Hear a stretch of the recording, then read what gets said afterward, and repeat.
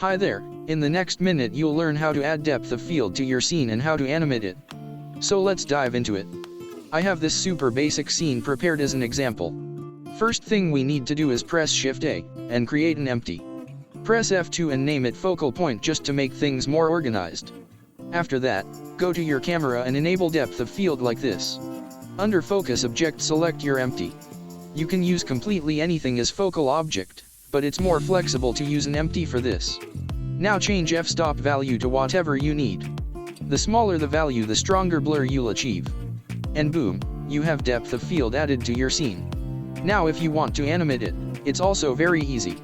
If you need to animate focal point, you can do this in the same way as you animate any other object, with pressing I and selecting location. If you need to animate f-stop value, you can do it with this small button.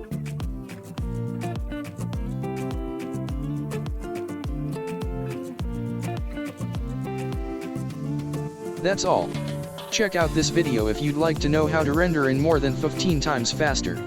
Also please leave a like if this video was useful and subscribe to my channel if you'd like to see more of such tutorials. Good luck with your art.